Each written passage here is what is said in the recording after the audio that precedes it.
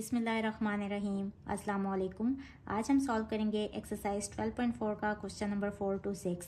Lecture start करने से पहले मेरे चैनल को लाइक, सब्सक्राइब और शेयर ज़रूर कर दें। स्टार्ट करते हैं। Question number 4 is what is the probability of a patient testing positive for a disease with either test A और टेस्ट बी। प्रोबेबिलिटी फाइंड करनी है एक पेशेंट की जिसने दो टेस्ट दिए, एक टेस्ट ए है, एक टेस्ट बी है। सपोज टेस्ट ए है कोई भी टेस्ट कि उसने हेपेटाइटिस चेक की है और दूसरा है टेस्ट बी कि उसने शुगर का टेस्ट कराया है। अब हमने प्रोबेबिलिटी फाइंड करनी है कि अगर टेस्ट पॉजिटिव आ जाए यानी कि उसको वो डिजीज़ है। Given that the probability of testing positive with test A is 0.3। ये गिवन है कि प्रोबेबिलिटी अगर टेस्ट ए पॉजिटिव आ जाए तो वो है 0.3 and the probability of testing positive with test B, और अगर टेस्ट बी पॉजिटिव आ जाए तो उसकी प्रोबेबिलिटी दी हुई है 0.4 and the test are independent, और टेस्ट जो है ये इंडिपेंडेंट है। अब अगर आप यहाँ गौर करें तो बीच में और का लफ्ज़ है, इधर का लफ्ज़ भी है, मीन्स के यहाँ ए यूनियन बी वाला फार्मूला यूज़ होगा यानी कि एडिशन लॉ यूज़ होगा। अब हम ये चेक करेंगे कि टेस्ट ए और टेस्ट बी क्या ये दोनों टेस्ट म्यूचुअली एक्सक्लूसिव हैं या म्यूचुअली नॉन एक्सक्लूसिव इवेंट्स हैं। अब म्यूचुअली एक्सक्लूसिव इवेंट्स कौन से होते हैं पिछले लेक्चर में मैं आपको बता चुकी हूँ, एक दफ़ा फिर आपके लिए रिवाइज कर लेती हूँ। ऐसे इवेंट्स के एक के अकर होने से अगर दूसरा इवेंट उसके अकर होने का चांस ख़त्म हो जाए। जैसे कि अगर हम कहते हैं कि रात में सूरज का निकलना, तो अगर रात आ गई तो फिर सूरज नहीं निकल सकता, तो ये दोनों इवेंट्स म्यूचुअली एक्सक्लूसिव इवेंट्स हैं। इसी तरह से सपोज दिन है तो हम ये नहीं कह सकते कि दिन की जगह पे रात आ जाएगी, दिन के निकलने से रात आने का चांस ख़त्म हो गया। तो ये जो है ना ऐसे इवेंट्स ये होते हैं म्यूचुअली एक्सक्लूसिव इवेंट्स। और म्यूचुअली नॉन एक्सक्लूसिव इवेंट्स वो इवेंट्स होते हैं जो एक साथ अक्कर हो जाते हैं। जैसे कि अगर इस केस में देखें, टेस्ट ए है सपोज हेपेटाइटिस वाला टेस्ट और टेस्ट बी है सपोज शुगर वाला टेस्ट, तो ऐसे हो सकता है ना कि दोनों टेस्ट एक नेगेटिव आ जाए एक पॉजिटिव आ जाए, या दोनों टेस्ट पॉजिटिव आ जाएं या दोनों टेस्ट नेगेटिव आ जाएं। तो दो इवेंट्स यानी कि पॉजिटिव और नेगेटिव वाला इवेंट एक साथ अक्कर हो सकते हैं। मींस के ये कौन से इवेंट्स हैं, ये हैं म्यूचुअली नॉन एक्सक्लूसिव इवेंट्स। तो इस केस में यूनियन का क्या फार्मूला होता है, यानी कि एडिशन लॉ का फार्मूला होता है probability of A plus probability of B minus probability of A intersection B. और अगर ये म्यूचुअली एक्सक्लूसिव इवेंट्स होते हैं तो इस केस में एडिशन का क्या फार्मूला होता, probability of A union B equals to simple दोनों की प्रोबेबिलिटीज़ को ना अलग अलग ऐड कर लेते। तो इस केस में ये वाला फार्मूला यूज़ होगा। अब हम लेट कर लेते हैं कि ए इवेंट है टेस्ट ए का और बी इवेंट है टेस्ट बी का। गिवन क्या है कि probability of test A event को हमने ए कहा है ना, टेस्ट ए वाले इवेंट को, तो प्रोबेबिलिटी ऑफ ए हम लिखेंगे equals to 0.3 and probability of B equals to 0.4। अब अगर आप इस फॉर्मूले को देखें तो हमारे पास ये वाली वैल्यू भी है, ये वाली वैल्यू भी है, सिर्फ हमारे पास ये वाली वैल्यू नहीं है। तो ये वाली वैल्यू फाइंड करने के लिए हमें इंटरसेक्शन चाहिए होगा। ये मल्टीप्लिकेशन लॉ है, इसमें अगेन हमने क्या देखना होता है कि क्या इवेंट्स जो हैं वो डिपेंडेंट हैं या फिर इंडिपेंडेंट हैं। दोनों के लिए मल्टीप्लिकेशन लॉ का डिफरेंट फार्मूला है।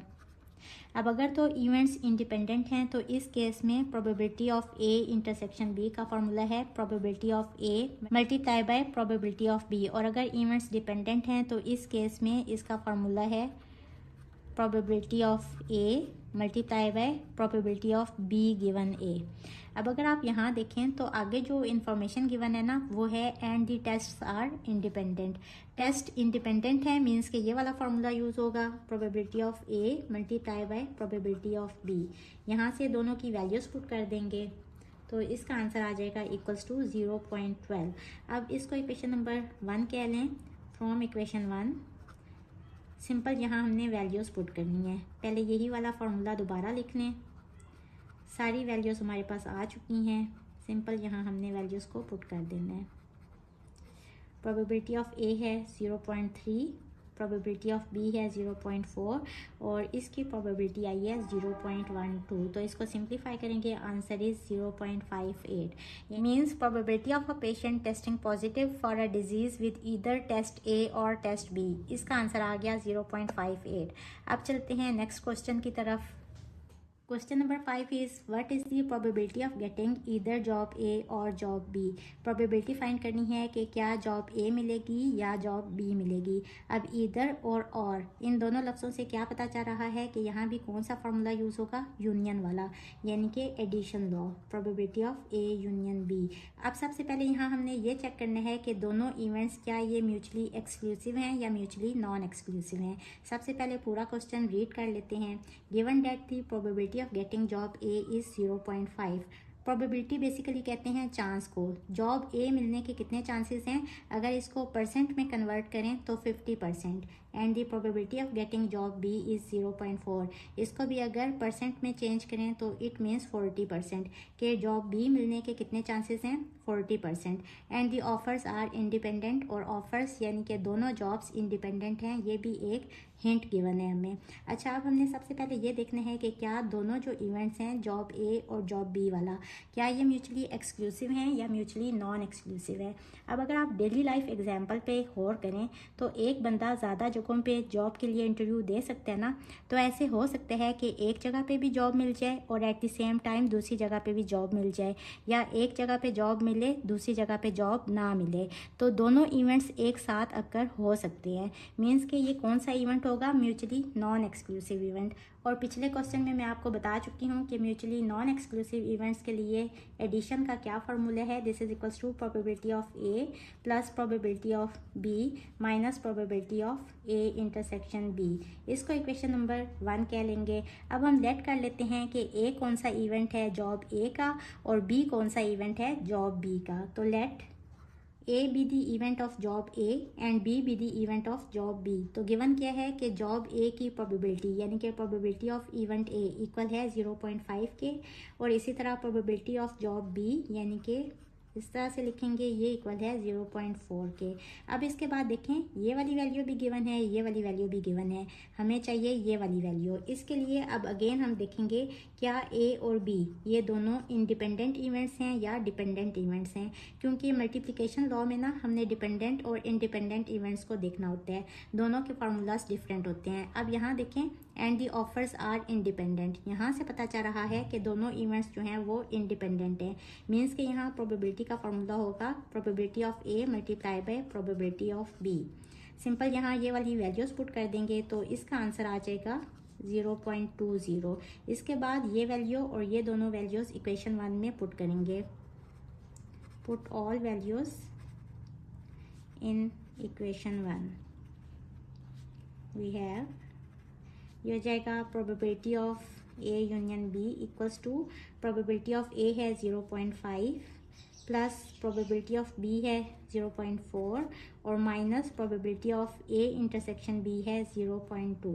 इनको कैलकुलेट करें तो आंसर इज 0.7। अच्छा, एक और चीज़ आपको बताती चलूँ, क्वेश्चन तो हमारा यहाँ कंप्लीट हो गया है। जब भी और का लफ्ज़ आ रहा होगा ना तो हमने बेसिकली एडिशन लॉ यूज़ करना होता है, यूनियन वाला। इसमें हम ये देखते हैं कि क्या इवेंट म्यूचुअली एक्सक्लूसिव है या म्यूचुअली नॉन एक्सक्लूसिव है। म्यूचुअली एक्सक्लूसिव इवेंट्स का ये फार्मूला है, म्यूचुअली नॉन एक्सक्लूसिव इवेंट्स का ये फार्मूला है। जो म्यूचुअली एक्सक्लूसिव इवेंट्स होते हैं ना वो डिपेंडेंट इवेंट्स भी कहलाते हैं, यानी कि एक इवेंट के अकर होने से दूसरे इवेंट के अकर होने का चांस ख़त्म हो गया, तो वो एक दूसरे पे डिपेंड करते हैं, इनको डिपेंडेंट इवेंट्स भी कहते हैं। यहाँ जब भी लफ्ज़ आएगा ना क्वेश्चन में इनडिपेंडेंट का, तो इट मीन्स कि हमने ये वाला फार्मूला यूज़ करना है, म्यूचुअली नॉन एक्सक्लूसिव इवेंट्स वाला। ये एक हिंट था तो मैंने कहा कि आपको ये भी बताती चलूँ। अब चलते हैं नेक्स्ट क्वेश्चन की तरफ। Question number 6 is what is the probability of taking either Volvo bus और बेडफोर्ड बस टू वर्क। कोई बंदा काम पे जा रहा है, सपोज उसको बस चाहिए, हमने प्रोबेबिलिटी फाइंड करनी है कि अगर वो वॉल्वो बस पे जाते हैं या वो बेडफोर्ड बस पे जाते हैं तो क्या प्रोबेबिलिटी है। और इधर वाले अल्फाज से पता जा रहा है कि यहाँ हमने यूनियन यानी कि एडिशन लॉ यूज़ करने हैं।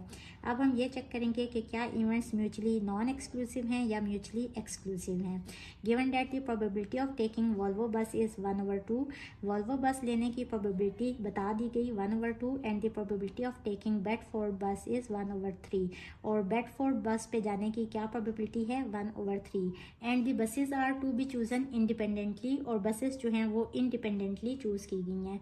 अब देखें अगर दोनों इवेंट्स को देखें ना, एक इवेंट है वॉल्वो बस पे जाने का और दूसरा इवेंट है बेडफोर्ड बस पे जाने का। अब सपोज एक बंदा है जिसने जॉब पे जाना है, अगर वो वॉल्वो बस पे चला जाएगा तो जाहिर बात है बेडफोर्ड बस पे जाने के चांस खत्म हो गए। इसी तरह से अगर वो बेडफोर्ड बस पे जाते हैं तो वॉल्वो बस पे जाने के चांस खत्म हो गए। मीन्स कि ये म्यूचुअली एक्सक्लूसिव इवेंट्स हैं। लेकिन यहाँ जो लफ्ज़ यूज़ किया हुआ है ना इंडिपेंडेंटली, अगर इसको देखें तो म्यूचुअली एक्सक्लूसिव इवेंट्स जो होते हैं ना, ये मैं आपको पिछले क्वेश्चन में बता चुकी हूँ कि ये डिपेंडेंट इवेंट्स होते हैं। तो मीन्स कि वैसे तो इवेंट्स अगर ये चीज़ ना गिवन होती ना कि buses are to be chosen independently तो हम ये वाला फॉर्मूला यूज़ करते। अब इन्होंने जो ये इन्फॉर्मेशन दे दिया ना, इसका क्या मतलब है, ये भी हो सकता है कि जाते हुए वो वॉल्वो बस यूज़ करे और वापसी पे वो बेडफोर्ड बस यूज़ करे, यानी कि दोनों बसेस यूज़ करने की दोनों चांसेस इकट्ठे अकर होने की उन्होंने प्रोबेबिलिटी पूछी है। इसका यही मतलब है ना। तो अगर ये चीज़ गिवन ना होती तो हम इस हिसाब से देखते हुए कौन सा फॉर्मूला यूज़ करते, ये वाला। लेकिन देखें यहाँ गिवन है कि buses are to be chosen independently और हमें ये भी पता है कि म्यूचुअली एक्सक्लूसिव इवेंट्स जो हैं ये डिपेंडेंट इवेंट्स भी होते हैं। तो मीन्स के ये वाला फार्मूला तो यूज़ नहीं होगा, तो फिर ये म्यूचुअली नॉन एक्सक्लूसिव वाला फार्मूला यूज़ होगा। Probability of A plus probability of B minus probability of A intersection B. अब हम गेट कर लेते हैं A be the event of Volvo bus and B be the event of Bedford bus. तो Volvo bus की जो probability given है वो है 1/2, यानी कि probability of event A is 1/2 और बेडफोर्ड बस की प्रोबेबिलिटी गिवन है 1/3, यानी कि probability of event B equals to 1/3। हमने फाइंड करनी है probability of taking either Volvo bus और बेडफोर्ड बस। इस इवेंट को हमने ए कहा है, इस इवेंट को हमने बी कहा है और का मतलब ये है कि हमने इनका यूनियन फाइंड करना है, यानी कि एडिशन लॉ हमने फाइंड करना है। तो बेसिकली हमने ये वाली वैल्यू फाइंड करनी है। अब इसमें क्वेश्चन में ये वाली वैल्यू भी गिवन है, ये वाली वैल्यू भी गिवन है, तो इसके लिए हमें सबसे पहले ये वाली वैल्यू चाहिए। Probability of A intersection B find करने के लिए हमने सबसे पहले ये देखने हैं कि क्या इवेंट्स डिपेंडेंट हैं या इंडिपेंडेंट हैं। अब क्वेश्चन में गिवन है कि इवेंट्स जो हैं वो इंडिपेंडेंट हैं, तो इंडिपेंडेंट इवेंट्स के लिए मल्टीप्लिकेशन का क्या फार्मूला है, this is equals to probability of A multiply by probability of B. यहाँ वैल्यूज पुट कर देंगे, इसकी वैल्यू 1/2 है, इसकी वैल्यू 1/3 है, तो इसका आंसर आ जाएगा 1/6। अब इक्वेशन 1 में ये सारी वैल्यूज पुट कर देंगे तो probability of A union B equal आ जाएगा, इसकी जगह पे 1/2, इसकी जगह पे इसकी वैल्यू 1/3 और इसकी जगह पे इसकी वैल्यू पुट करेंगे 1/6। एलसीएम सेम करने के लिए इसको 3 से मल्टीप्लाई करेंगे और इसको 2 से मल्टीप्लाई करेंगे। अब एलसीएम ले लेंगे, ऊपर आ जाएगा 3, यहाँ 2 और यहाँ -1। अच्छा, अगर ये गिवन ना होता ना कि buses are to be chosen independently, तो फिर अगर आप देखें कि या तो बंदा एक बस में जा सकता है, या तो बंदा वॉल्वो बस में जा सकते हैं, या फिर वो बेडफोर्ड बस में जा सकते हैं। ऐसा हो ही नहीं सकता कि एट द सेम टाइम वो दोनों बस पे जा सके, जिन तो नहीं है ना। तो उस केस में जब ये वाली इन्फॉर्मेशन गिवन नहीं होगी तो हम दोनों इवेंट्स को म्यूचुअली एक्सक्लूसिव इवेंट्स कंसीडर करेंगे। इस केस में सिंपल हमने इन दोनों प्रोबेबिलिटीज को ऐड कर देना है, यानी कि सिंपल 1/2 प्लस 1/3 जो भी इसका आंसर आएगा ना वही हमारा आंसर होगा। तो इस चीज़ का आपने ख्याल रखना है कि क्वेश्चन में क्या चीज़ गिवन है और आपने उसको किस तरीके से सॉल्व करना है। होप स्टूडेंट्स आज के लेक्चर की भी आपको बहुत अच्छी समझ आ गई होगी। जाने से पहले मेरे चैनल को सब्सक्राइब करना मत भूलिएगा। इसके साथ ही मुझे दें इजाज़त। अल्लाह हाफिज़।